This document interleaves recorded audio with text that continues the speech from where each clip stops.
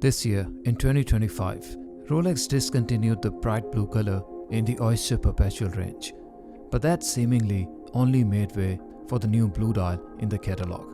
And this time, we have what Rolex call as matte blue, which, let's say, is for medium blue. What has changed in the matte blue from the previously offered bright blue dial is not just a different shade of the dial, but also the dial treatment and the finish. That is, we have now the matte blue dial as opposed to the previously offered sunburst dial. Where the sun-ray dial previously offered the play of light from the brushed radial lines, the matte blue dial now offers a more casual, fun and modern vibe of almost unreflective dial color in lighter shade of blue. This is because the dial now is lacquer treated and not sunburst as previously was the case. So what about the color of the dial? It's a lighter shade of the blue and makes this watch a completely different watch from the previous model, to the point where you can have both the discontinued bright blue and the new model in matte blue in your collection, and you would enjoy completely different watches on your wrist.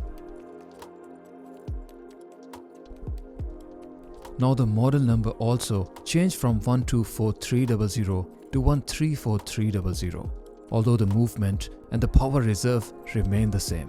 So why is this the case when the dial is different? Well, the dial color won't necessarily change the model number or offer an upgrade, speaking purely based on technical specs. So it is actually the aesthetics and the case of the watch that are completely different now from the outgoing model. I discussed in detail the dimension of the new model 134300 in my last video, which I will link above, and I will also do another video to compare the discontinued OP41 with the new release model, and it's only then you will realize how the new OP41 is actually an entirely different watch, even if the dial remains the same, like in case of the green dial.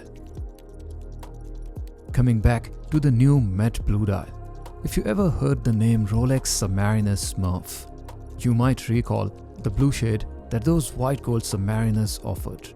So we could say that we have the same Smurf vibe and dial back, albeit this time it's in Oyster steel and Oyster Perpetual.